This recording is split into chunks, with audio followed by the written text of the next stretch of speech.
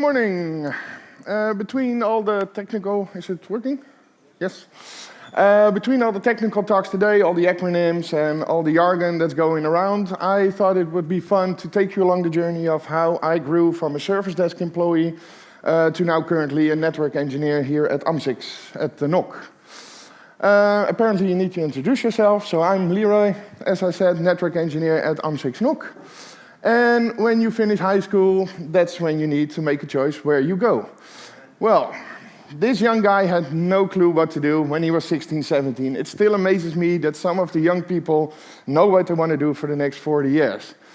So after high school, I decided to start working. This resulted in me doing a bunch of different kind of jobs. I worked at construction, I worked at restaurants and bars, I even worked at a video game store for 2 years, which was amazing, selling, talking and playing games all day. Felt like a dream job. But in that time between those jobs, I always seemed to end up at the call center world, at the customer and technical support of different kind of ISPs.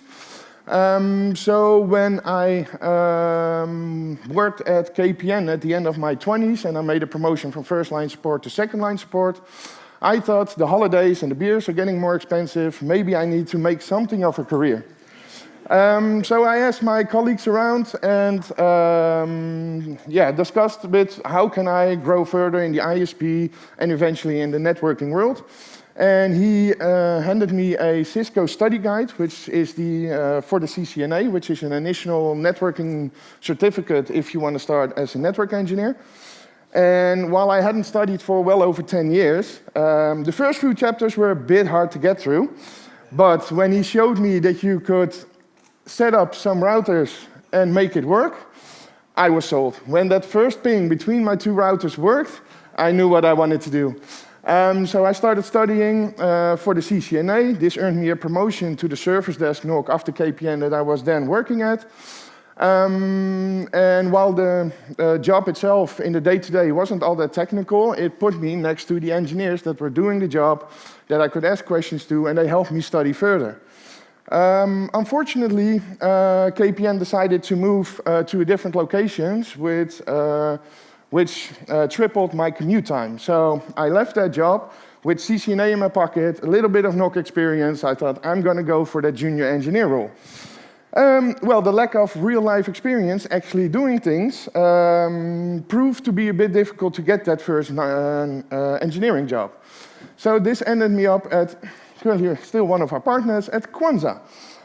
They were just setting up a new 24/7 NOC. It promised to be a bit more technical than the NOC I was at previously. And after a few good talks, I came to work at Kwanza. Here I first worked in shifts, which I had never done. Was a bit of getting used to. I got promoted to a senior role within the team. And for over 3 years, I indeed did a bit more technical stuff while still not logging into the actual devices. I saw more, we could do more. And it was also my first introduction to an IXP, as they are doing our first line support for AMS-IX. I also did my first firmware upgrade, and I can tell you the first time that you need to wait for 7 minutes for a device to come back is pretty scary. So after 3 years, I got the opportunity to grow to a junior network engineer at Kwanza. And with some certification, some experience, I thought, well, I got the job. Am I a network engineer now? Well, working on real networks goes a bit beyond the 2 routers, 4 switches that you have in your study guide. All of a sudden there are servers, firewalls, transit connections. So it was a lot more difficult than I had expected. And while I worked with a great team, after my first year as a junior engineer there, I felt I didn't grow as much. I asked more questions than I expected to. I was kind of drowning in the function that I had at that time. So after a few talks, I decided to take a step back. Looking back on it, it was a bit of a sidestep. So I left Kwanza and went to a smaller company called Netco. They did smaller networks. They were doing mostly retails, which was just 1 router, 1 switch.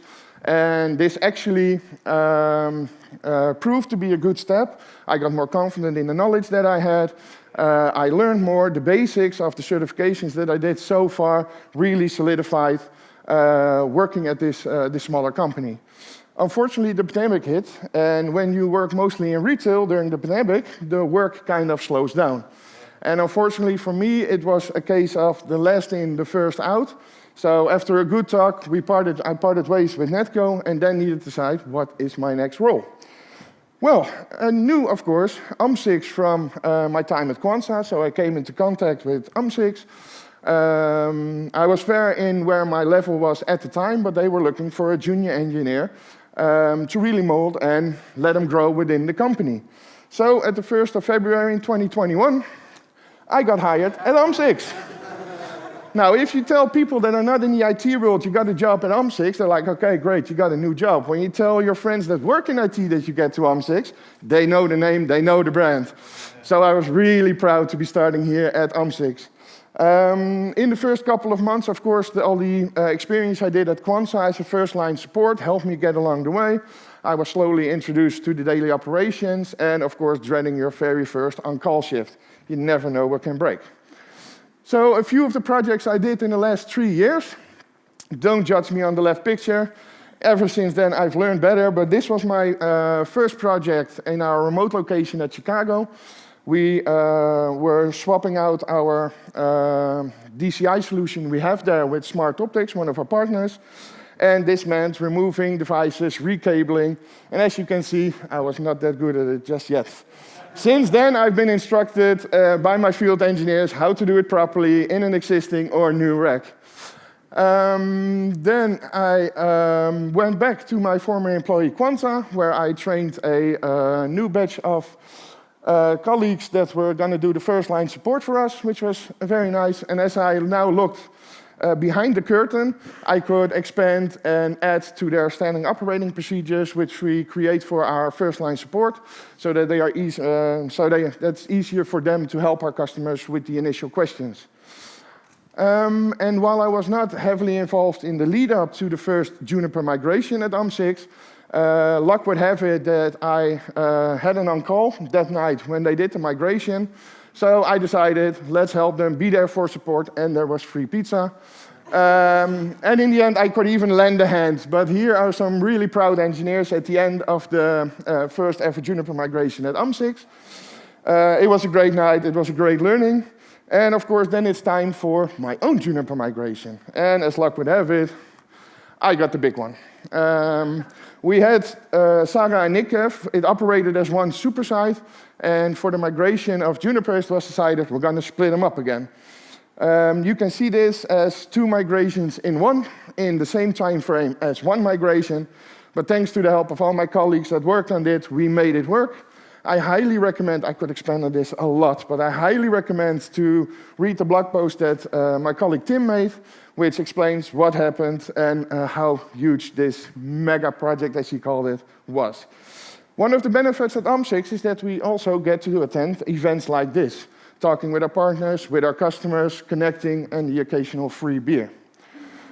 So, is it all fun and games? Is it all roses and sunshine? Unfortunately not. As a network engineer, occasionally things break. My first big incident during a night shift was in our remote location at Chicago, which triggered the project I recently talked about. We had a customer connection going down. It was a setup that we were not that familiar with. I needed to escalate to my senior engineer. We needed to call our partners at Smart Optics at night, helping us, as well as arranging remote hands in a time zone difference. It resulted in a 24-hour shift, and I can say you, gaming for 24 hours is easier than working for 24 hours.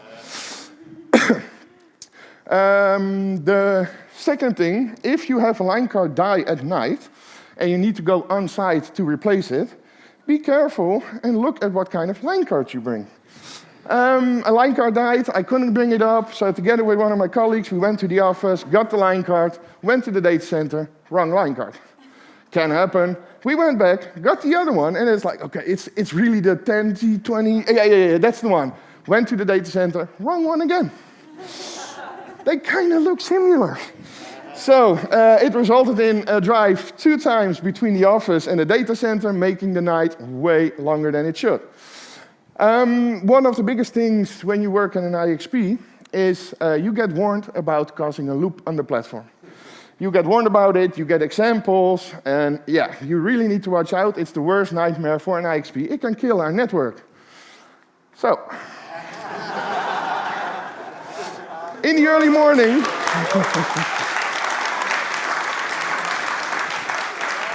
on an early Friday morning, I needed to test the customer port. I removed all the configuration from the port, asked the colleague, yes, be careful, not cause a loop on the platform. Yes, I removed the configuration, loop on, alarm started blaring. Within 30 seconds, I shut down the port, and what is the cause of a 30-second loop on our platform? Well, as you see, more than 1.5 terabit of traffic lost. This was not a good day and not a fine weekend. So, am I a network engineer now?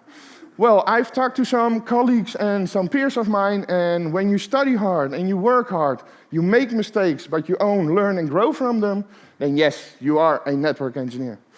I'd like to take this moment to thank all my previous employers and my current employer for the chances you have given me, all the colleagues I've worked with, some of the friends I made along the way. You all make me the proud engineer that's standing here today. And to you all here, I'd like to thank you for your time.